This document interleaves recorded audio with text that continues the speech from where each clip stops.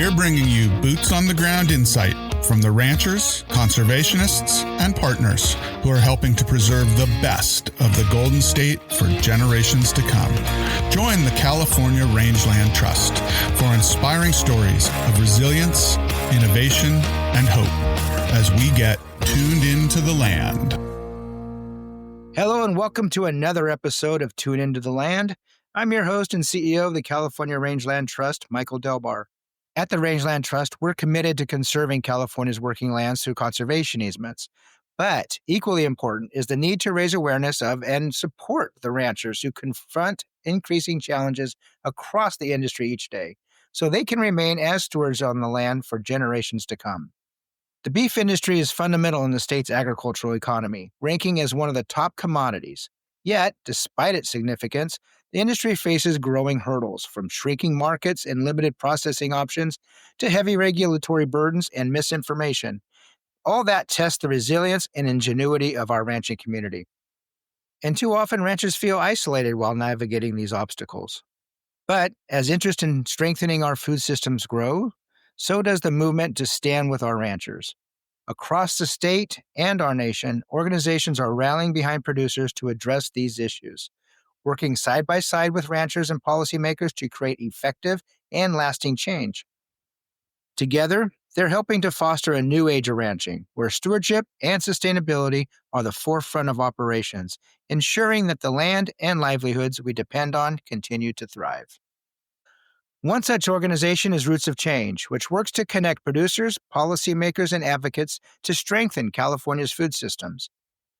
Their efforts help bridge the gap between those who care for the land and those shaping the policies that impact it, fostering collaboration that benefits both people and the environment.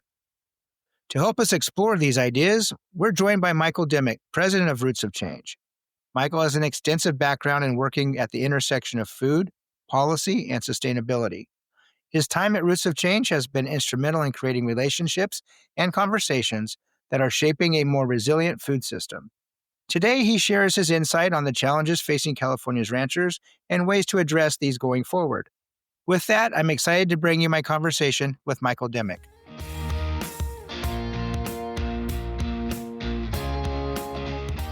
So with that, it's my honor to welcome Michael Dimmick to the podcast today. Michael, how are you this afternoon? I'm great, Michael. I'm really happy to see the rain we're having. Over an inch the last 24 hours, so it's really nice here in the North Coast to get that. It is, and we're getting some snowpack in the mountains too. So Yes. Very good. Why don't you start off by telling us a little bit about you? Who's Michael Dimmick? Well, I'm the executive director of Roots of Change. Been in this job since 2006, and came here kind of a strange route. I mean, in one sense, although as a child, I worked on my cousin's cattle ranch during the roundups in the backside of Mount Hamilton in the Isabel Valley. Beautiful ranch, 12,000-acre ranch, a lot of lakes and ponds, and we hunted and worked the roundups, moved cattle, things like that. As a kid, I would get up there and loved every minute of it. But grew up in the city. My dad was a dentist. Grew up in San Jose. When I was a kid, we were all surrounded by orchards. By the time I was out of high school, all the orchards were gone. And I went a different route. I went to Southern California for undergrad, and then I went back east for graduate school and thought I was going to work in Soviet-American relations, to be honest. I thought I was going to be an arms control negotiator. But that didn't work out. I kind of realized after the first semester or two, actually about the first year of grad school, that was not my interest. And but I was interested in change. I ended up doing my kind of work on the change that Gorbachev was bringing to Russia, and then worked for the news networks, and that got me into a different world and learned a lot about how the media works, and then ended up coming back to California when the job I thought I was going to get back east didn't pan out, and really flailed. But because I spoke Russian, I got hired by an agribusiness company out of the Central Valley, based in Sanger, called Riverbend. Doesn't exist anymore, but it was all about citrus concentrates and tomato paste, and they ended up sending me to Europe. And my job was to sell tomato paste. McDonald's was our largest client. I traveled all over Europe, and I really started to see what the Europeans were doing around food systems, and it became very interesting to me. So I came back to the United States, soon after that, I ended up creating a company called Ag Innovations Network, which was all about bringing people together to work together on resolving conflict between farmers and environmentalists, or farmers and labor, and then developing marketing programs. And we developed a program in Ventura that was all about bringing farmers, activists together on the future of ag. How can we keep agriculture viable in Ventura County? We did a program called the Ag Futures Alliance, which was very successful. And the Roots of Change Fund, this is back in 2004, funded me to take that across the state, which we did. And then after 2 years, they hired me as executive director. So I've been there since 2006, and it's been exciting. We're all about trying to make change in the food system. So you get to use those negotiating skills after all. That's exactly right. That's what I learned. It was really useful to study a book. My favorite thing was to study a book called Getting to Yes, which is all about how you get people out of conflict and into alignment. So tell us a little bit about what Roots of Change does. Yeah, Roots of Change was created by a group of foundations back in 2002, actually, and their goal was to just make the system more healthy and resilient. Roots of Change was initially a report that was developed in 2002 that was all about the challenges having to do with the environment, public health, and small farms, what the struggle was. And so their goal was to create investments, that is, philanthropic investments in programs that would deal with those challenges, make the system more healthy, less toxins, more environmental work, more opportunities for farm workers so that they could advance in their careers and face less challenges.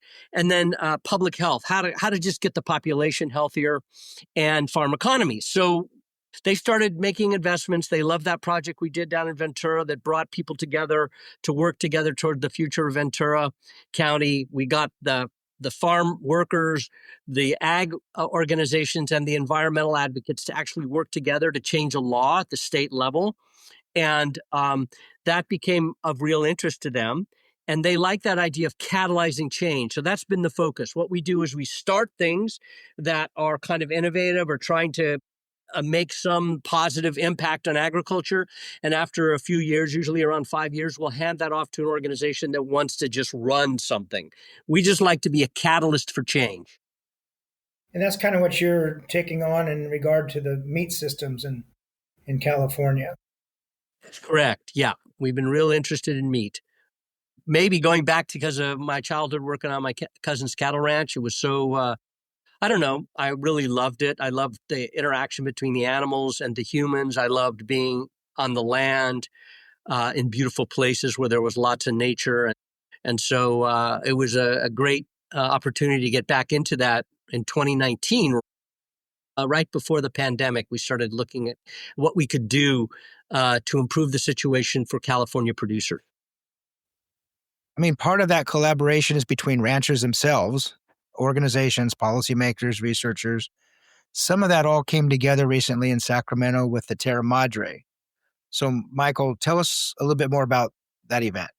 Yeah, so Terra Madre is a festival that the slow food movement, which began in Italy in the 1980s, developed to promote the small and mid-sized producers globally who are producing what they call good, clean, and fair food. That is food that's high quality, good, that's clean. Doesn't have toxins. It's raised or produced in a way that's good for the environment. And fair, which is really about the producer getting a fair amount of money for the hard work they're doing.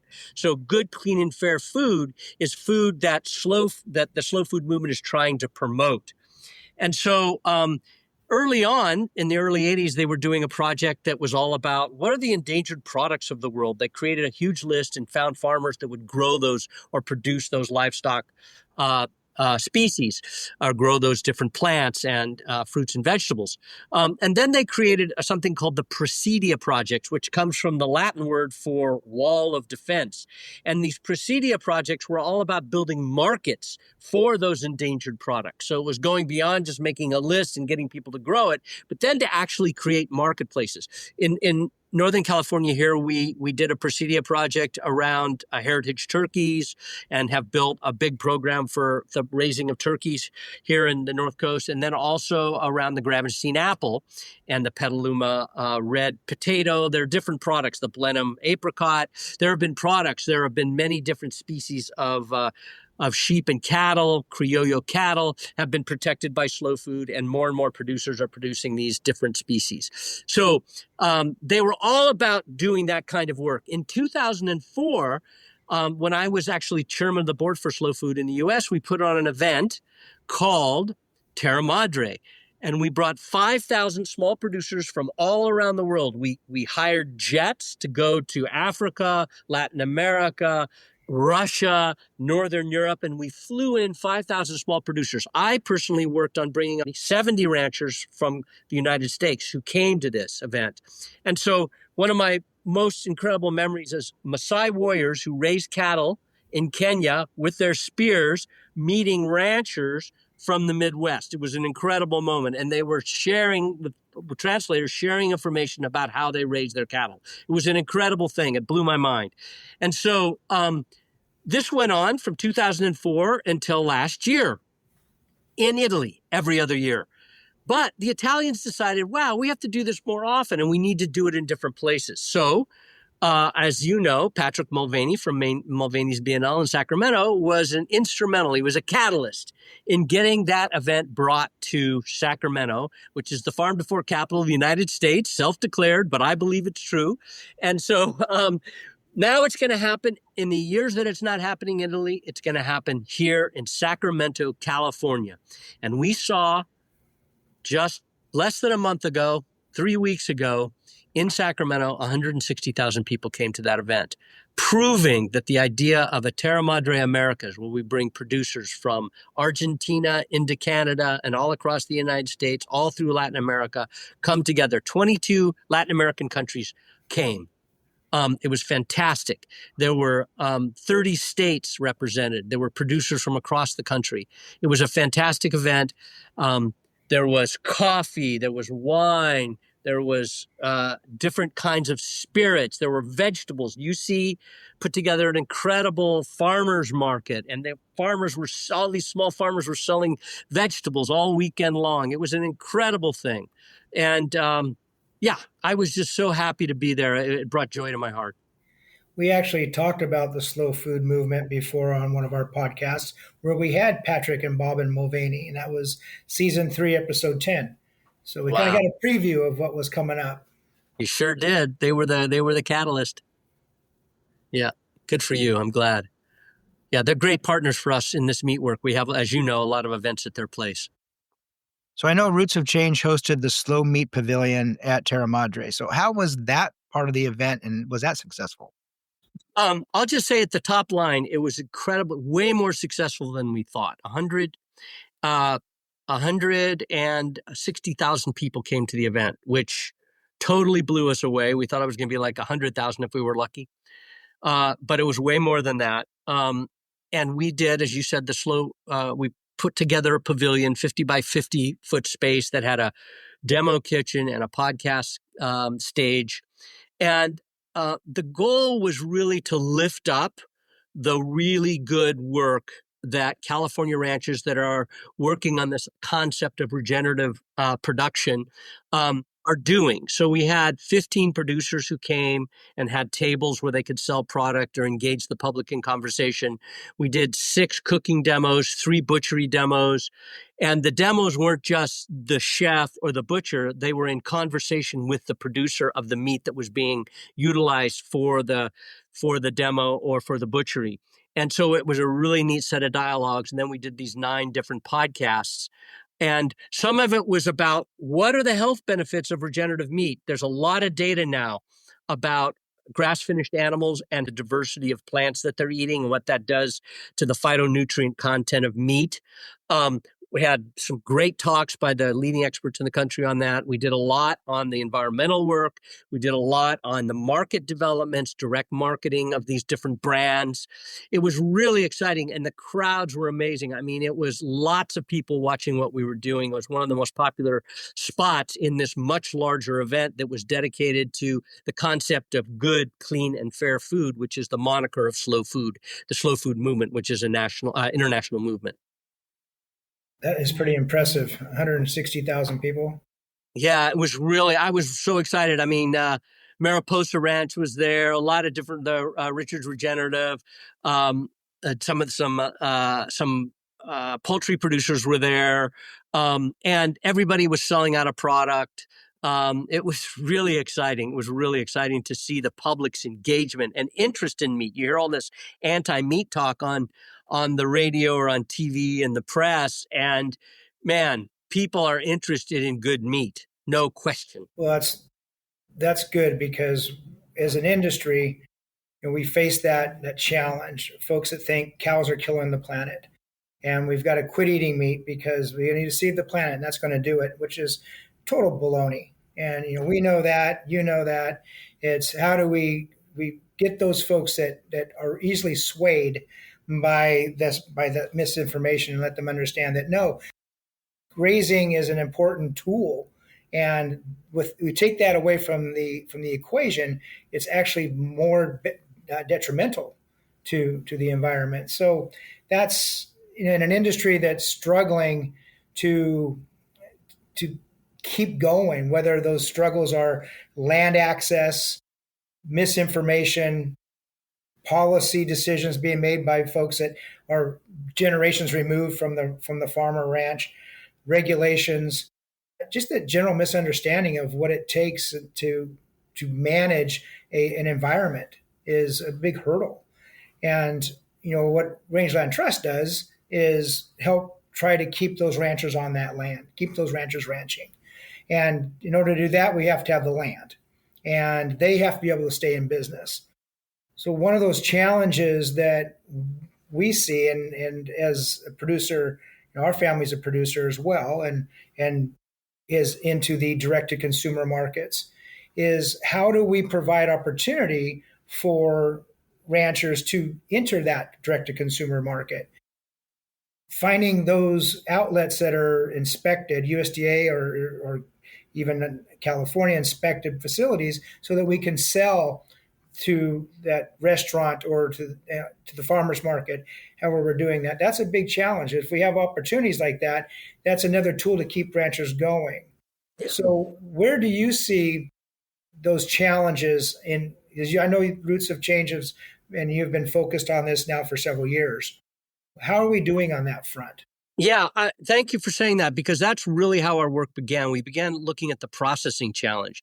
And so this is the context of when the pandemic hit and the big meat processing plants in the Midwest shut down. What happened is the big producers in the country had to shift their processing. So all the small plants around the country got completely filled up, and the small and mid-sized producers, a lot of them got pushed out. So we were looking at capacity. We need more capacity. We need redundancy in the system so that there's enough capacity in a moment like that so that everybody can get their meat processed, their animals processed into the marketplace. Because prior to that, there was real building of this more direct marketing of high quality meat from local areas. People are interested in local food. So this was a big challenge, and we started looking at this, and we looked at how do we get more processing, and we saw all the challenges. Local ordinances that mess up the way plants can get their water processed coming out, the water, the wastewater from these plants. That's a real hassle because it's all done locally. The state can't do that much. The Fed can't do that much. So there's a real impediment there. Then there's the challenge of making these plants upgraded and efficient over time. Really hard to get that done.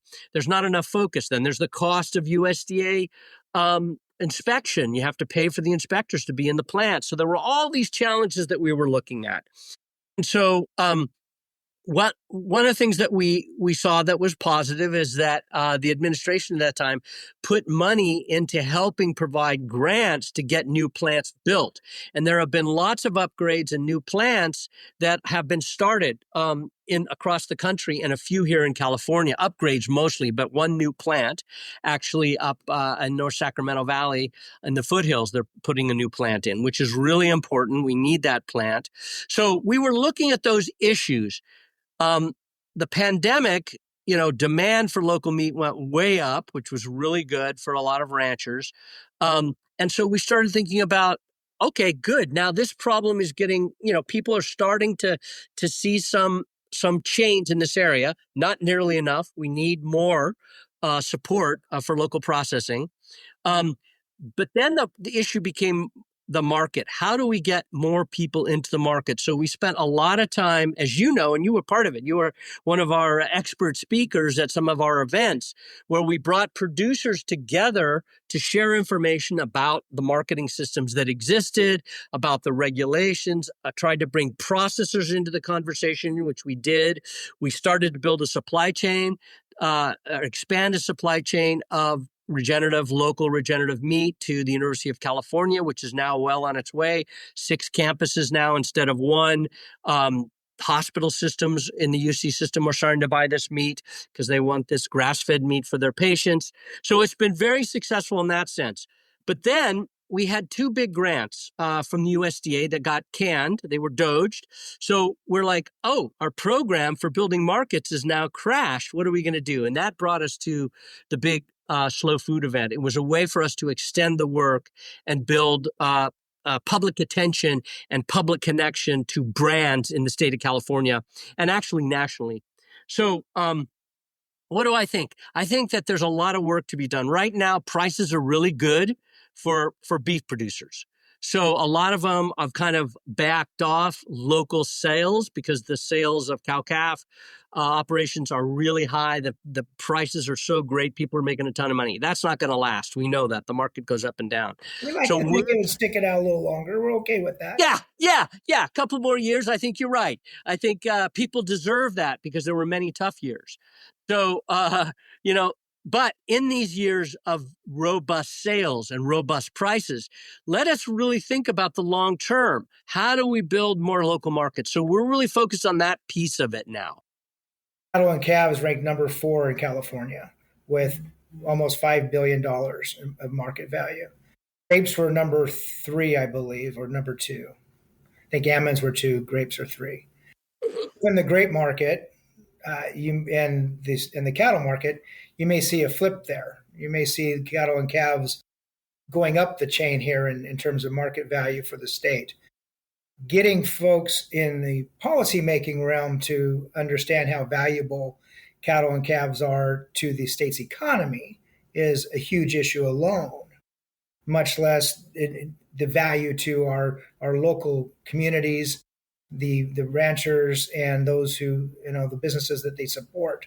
So keeping these ranchers ranching is a key goal, I know, of Roots of Change and you and Rangeland Trust. Yes. Do you feel that we've hit enough of the processing? No. Okay. No, I think there needs to be upgrades and more expansion of processing, and I think it needs to be regional. I think it would be really nice for us to have more processing capacity in the state of California. Now, right now, we have this, because cow-calf prices are so high, just, for cow-calf producers, the prices are so high. A lot of cattle are leaving and not being processed here. So there's actually excess capacity in the state right now in some of the plants, and which is not good because the labor is lost. People look for other jobs because they're not getting employed. That's a problem. So we need more training for people in the state of California to learn how to process the animals and to be good at breaking the animals for the different markets. So that's an issue we have to look at. The JCs, the junior colleges, the California local community college system is really a great place for that training to take place. We need more capacity. There are people working on that up and down the state. But I want to go back to what you said about policy. So we worked with the California cattlemen this year to co-sponsor a bill 411, which is the bill that allows ranchers to compost their animals, the animals that die on their ranches. There's been limits to that have been very costly and caused ranchers to have to do it kind of under the radar. You don't want them to have to do that because that's a risk for them.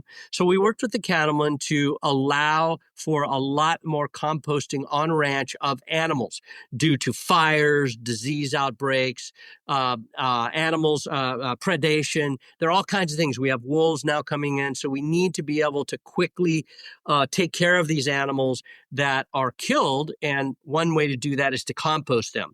So we worked with the cattlemen. We got that passed. The governor signed the bill yesterday. Really happy that happened. We want to work more with the cattlemen. We also want to work with the lamb producers in the state of California, because there's a lot of sheep raised in this state as well. Some people raise both cattle and sheep, and they both have their place on the range. They're needed. Those animals are needed. You see what's happening now with the use of sheep in vineyards. It's fantastic. And goats and sheep to mitigate fire fuel. Cattle are really great at that too. Even poultry is good for that. So there's a lot that can be done with the state of California to extend its appreciation and utilization of cattlemen, shepherds, and those who are raising livestock to help us deal with this climate change issue that's going on.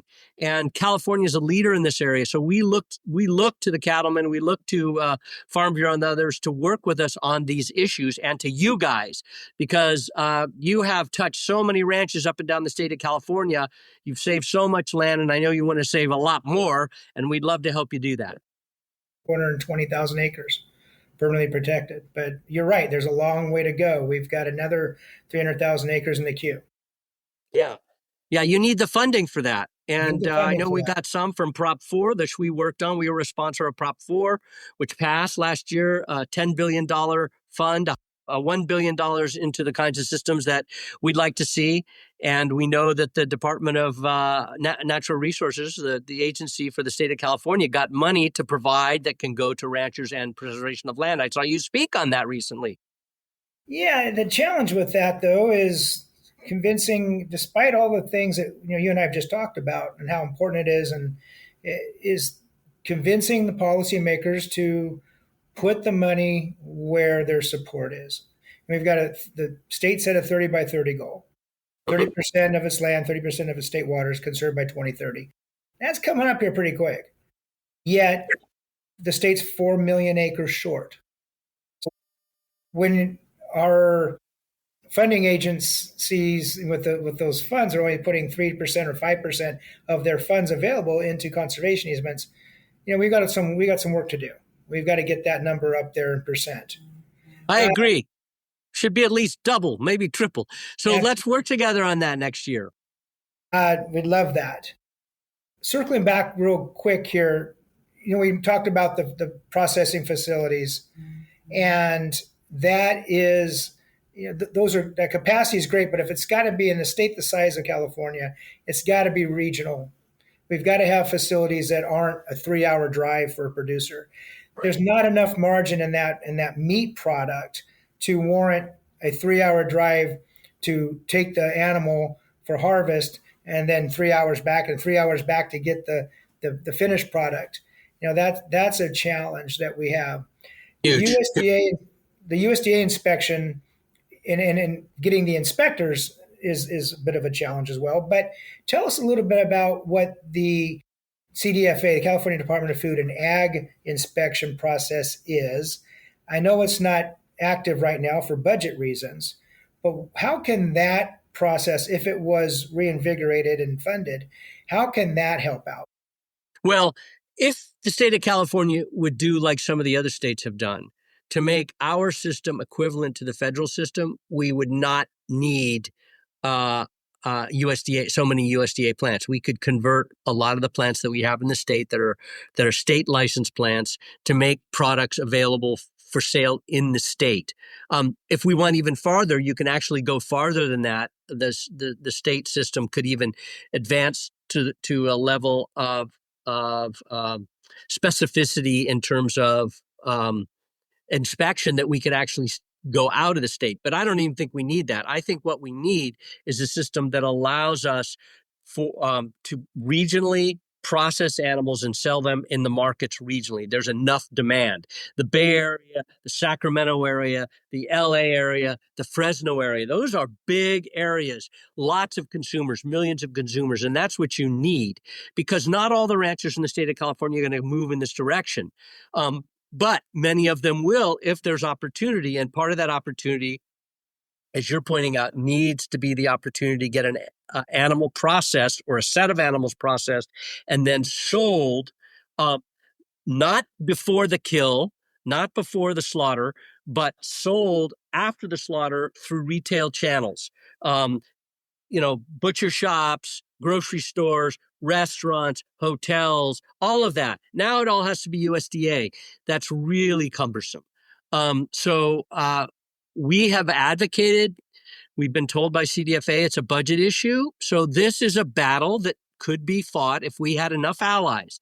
That is, if we could align a bunch of advocacy organizations like Roots of Change who want to see more local food systems with the cattlemen, with the Farm Bureau. We could probably make some headway on that, but we need to build a big coalition. You want to work on that? Absolutely. Because I think those are the right markets. As you mentioned, a lot of these producers aren't looking to sell, nationally or so. They're trying to meet the local demand, and it takes a lot to cut and wrap alone is $1.50 to and up per pound, and your harvest fees a couple hundred, $200 or $300 on top of that. Despite the high price of the commodity, that whittles away at your profit margin substantially. That's right. So if you can cut down that transportation, not only it makes sense to not have to drive 3 hours, or 6 or 9 hours just to take your product, but if you can do that locally, you're providing local jobs, you're providing that economic value in all these different regions. And the bottom line is you're keeping these ranchers profitable and keeping them on the land. Yep. It has to happen. And, one of the things that we could work on is actually, part of it is that people, legislators, government agencies, the change comes about when they see enough people who are kind of unusual partners, let's say people that, let's say, are more conservative and more progressive working together. That gets their attention. Like, hey, there's alignment on this. There's consensus. There's a majority in this state that want to see this happen. I think that's what we need to do. And then we need to give them a picture of what we want. So it'd be really nice for us now to kind of create a map. Here's where the different processing facilities need to be, where they need to be. And this is the capacities they need to have in order to actually have enough capacity to feed the markets that we see are out there. I think that would be quite helpful in making the case, because it's going to cost money. The state's going to have to dedicate money. But, CDFA, of all the state departments, they get the least amount of money from the state's general fund. Most of CDFA's money comes from fees that farmers or businesses pay that are associated with agriculture, or from the federal government. We know the federal government's cutting back in a very large way, so we're going to have to look to the state more. So we have to make the argument that people want healthy food. We saw it. 160,000 people came to that event. 160,000. And that tells you something. There is real demand. And so we just need to make that clear to people. And where does California rank in agriculture production in the United States? Right at the top. Number one. Well, we have a wonderful CDFA administration. Secretary Ross and her team are great, and they really want to do so much, but it comes down to the budget. Right. Where is the legislature in terms of making agriculture and CDFA a priority? That's right. And I totally agree with you. Karen Ross has been a great secretary. The department has been a real ally.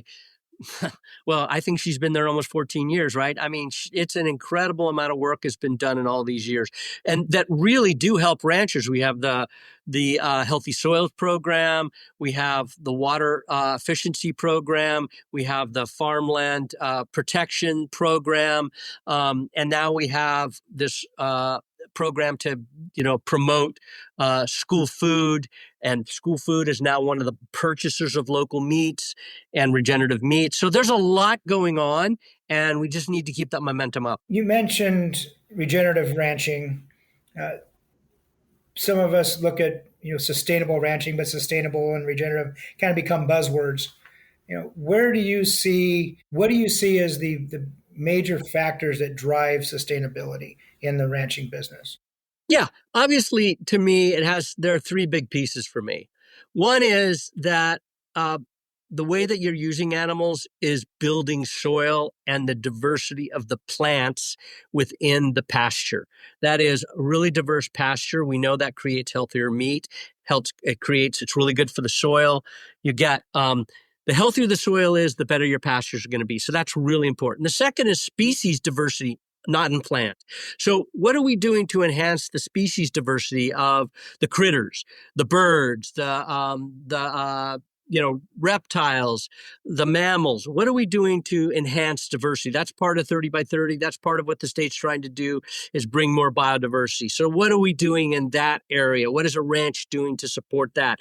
That can be somewhat of a challenge when it comes to predation. We had a whole session on that at Terra Madre, a really great session with two ranchers from Montana who are very committed to working with predators and making it happen that their ranches can be successful, but also live with predators. It's a real challenge, and it's increasingly a challenge here in California now that we have wolves, but we also have coyotes, we have wild dogs, we have all kinds of challenges in that area. So there's a lot more that needs to be done there in terms of helping ranchers to deal with that biodiversity of predators issue. But then the waters, what are we doing to protect our waters? Because the great thing about ranchers, and one of the reasons I so love agriculture, is our farmers and ranchers are the first line of stewardship of the natural world. They have the most intimate relationship with nature. And when I intimate, I mean it's a place where there's the most risk between the land and between the ranching operation and the farm. They have to be in sync, working together for the long term to make sure that that operation can continue to be healthy because the land is healthy. So if a rancher or a farmer is thinking along those lines, trying to minimize the negative impacts of toxics or whatever it is, whatever the actions is, if they're trying to take action that is enhancing the ability of land to regenerate its health, its fecundity, its the thing that allows it to keep producing good stuff for us humans in terms of oxygen, water, and food, then in my mind, they are sustainable, they are regenerative. And, organic is a different thing because that says you can't use something. But even organic. A lot of producers now who are on this regenerative or the sustainable world end up going in some part of their operation organic because it's not that big a jump. We do a lot of mitigation easements that are required as a result of an impact at some sort of development or conversion is occurring. The fact that livestock grazing is critical to the sustainability of the species, whether that's red-legged frogs or California tiger salamanders or Swainson's hawk or you name it, those species, the health of those species and their environment depends on grazing. So yes. There is that relationship between sustainability and grazing in these livestock on the land, and that's a critical part of it. Yeah, it's essential. Where do you see going forward?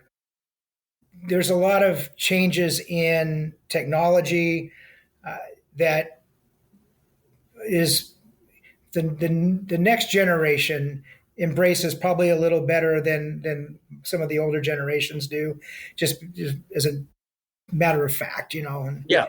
And grandpa did it one way, but grandson's going to do it a different.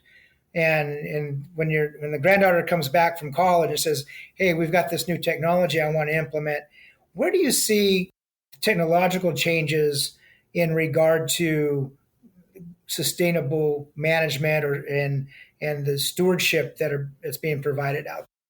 Yeah, I'm all about science. I think science is so important.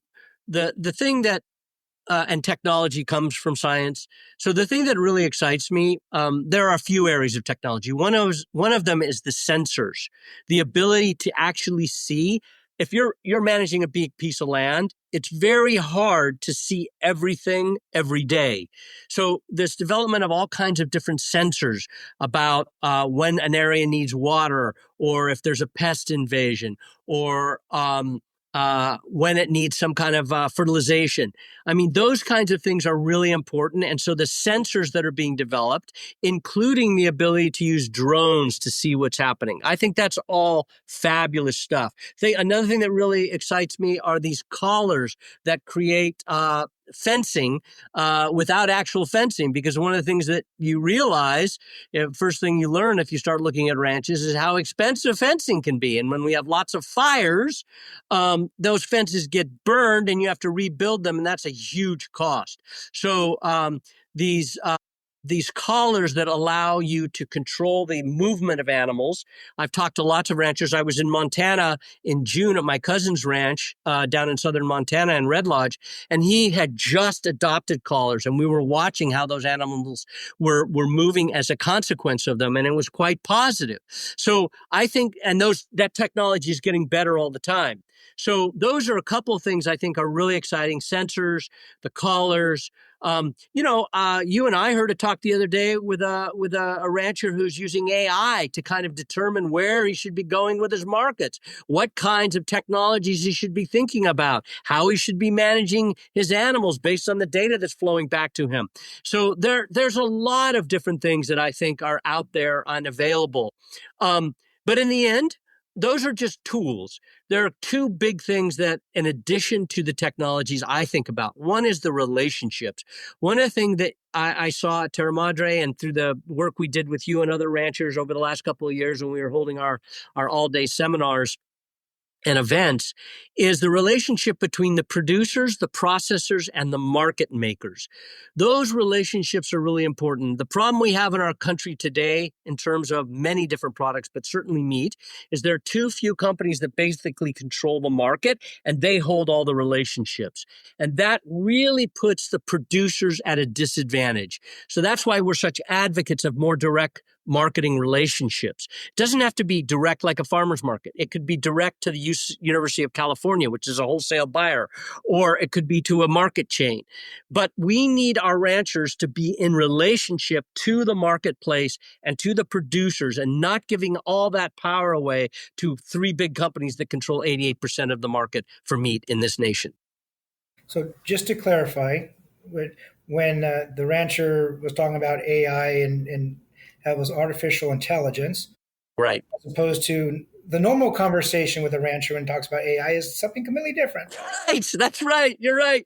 Artificial insemination. Sorry. Yeah, thanks for clarifying.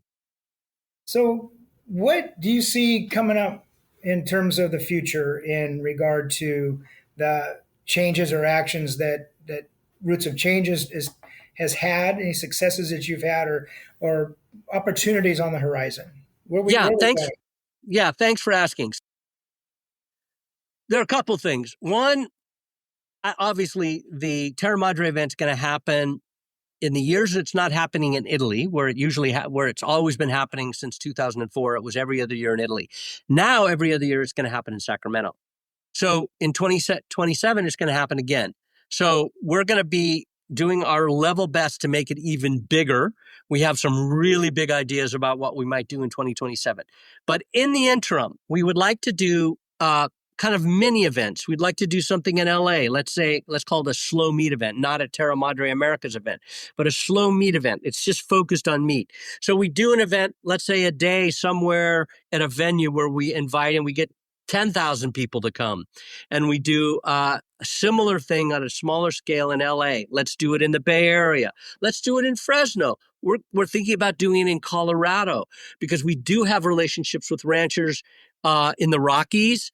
And we think that that could be really good. We're also so continuing to do outreach to educate the public on the quality of the meat, the value of the meat, the importance of making these relationships between producers at the local level and local markets.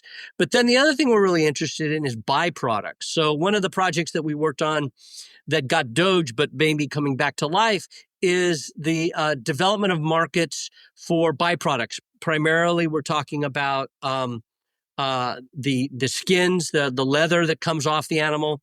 That right now many ranchers have to pay to have it put in a landfill when they have their animal killed. They don't get any money back for that. We're working with a group called the Other Half Processing out of Minnesota, which buys these hides from ranchers who are doing regenerative practices, and they sell them to European fashion companies and American fashion companies that want to tell the stories about the sources of those hides. So, but they're also doing collagen. They're doing pet food products, and all about the stories of the source ranches. So we're going to be working on that. It looks like USDA might be funding that again. So we'll be working on that. That's a national project for beef and bison. But we also, like I said, want to do some promotion of lamb. There should be like more focus at the state level on our producers of livestock, and we have to figure out ways to get that done through things that the legislature can do, what cities and counties can do, and then what the market makers can do. That is the retailers, the wholesale buyers. So we're really thinking about that. We'd love to partner with you in thinking about that, with anyone who's interested in that, because we got to figure out more ways. The meat side of the business is great, and all those things that go with it when you talk about the byproducts. But it comes down to you've got to have the rancher producing it. And the rancher has to have a place to produce, and that's the land. So that's the underlying theme that we all need to remember. And that's the theme and the message that we need to convince, hopefully jointly, to those that are policymakers, that the number one ag state in the United States of America, it needs to be reflected in its policies. And absolutely, that's not always the case. Right. Yeah, it's expensive to be a producer in this state. We have a lot of regulation. It's true. I'd like to see a lot more work at the state level between agencies on how to get those to be smart policies, more efficient policies, where it's less onerous. That was why we did the composting bill, because it's a much more economically advantageous to producers to be able to do that than have animals hauled off or take it to a dump or whatever. So, those kinds of things. And we're very open to hearing from you and your ranching constituents about what they'd like to see done. Our policy advisor, Matthew Marsham, is really eager to work on this stuff. So if you can come to us with ideas, we're happy to pursue and investigate and see if we can get something done. It's expensive to ranch here. Land's expensive, water's expensive, energy's expensive, markets are expensive to get into. It's an expensive state, but it's also the third largest economy in the world. So it's, we're in this weird place where you have kind of the good and the bad together. So what advice do you have for that next generation that wants to get into this challenging environment in ranching or even just ag production, especially those that don't come from an ag background? It's tough even if you do have that, but if you don't, it's even harder. I agree. It is, but and I'll say, I think there are two places in this world. If I was 18 and I was thinking about where I want to end up working, what career I would want to choose, I would say that food systems and energy and housing are really big issues. Any one of those would be exciting. I would go for agriculture because it is civilization is based on agriculture. You don't have agricultural system, you don't have civilization. With climate change, the challenges in the markets, all the things that we've been talking about, the costs, our food system is more and more fragile. We need to fix it.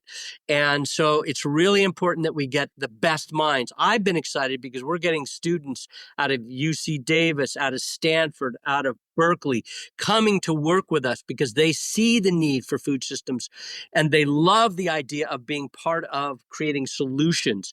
So I'm enthused, I'm excited, and I feel hopeful by the number of people I see. And I think a lot of good ideas come from the outside sometimes. Like you were saying, people aren't doing it like their grandfathers did it. Some of the new ideas, some of the really exciting things I've been seeing are from ranchers who are first generation ranchers. Mariposa Ranch, one of the producers who came to our event, who sold out his product before the day was over. He was just, he's a really good example. He didn't grow up on a ranch. He was interested. He went to Cal Poly. He started working in the ranching world, and he's developed a really great business. 20 years he's been in the direct marketing of beef, and he's done a fantastic job. So, I think it's quite exciting. Fresh blood is always good, but I would really like to see a lot of the ranchers, the families that had kids who are ranching, stay in ranching. But they got to have an opportunity to do it, and that's what we're trying to do, is make that opportunity. And Rangeland Trust is right there as well. If we don't have the land, we don't have the ranchers. And so Exactly. doing what we can do to partner with our landowners to keep them on that land and keep that land available, whether that's for cattle or sheep or whatever it may be. If we lose that land, we've lost the rancher. Yep, that's right. That's right. So, Michael, thank you for taking the time today to share with our listeners about you and Roots of Change and all the great work that you've been doing, particularly with the ranching community and on the meat side of things. We really appreciate all that work and look forward to working with you some more, and looking forward to Terra Madre in 2027 and all the great things that come with that. So thank you for taking time to be with us today. Michael, it was a great pleasure. As you know, I always enjoy talking to you. I like what you're doing, and I like working with you. So it was my pleasure. Thank you very much. Thank you. We hope you enjoyed this conversation with Michael Dimmick. To learn more about the work that Roots of Change is doing within the agriculture industry, check out rootsofchange.org. That closes a gate on another episode of Tune Into the Land. We want to remind you that your feedback matters to us. So please share your thoughts by leaving a comment or a review. Let us know what you enjoyed, what topics you'd like us to dig into, and your suggestions for future guests. Don't forget to hit that follow button to ensure you're notified when the next episode drops. And if you'd like to support our mission, visit our website at rangelandtrust.org. There you can make a donation or check out the Get Involved tab to learn more about upcoming events and conservation projects. Thanks for listening, and until next time.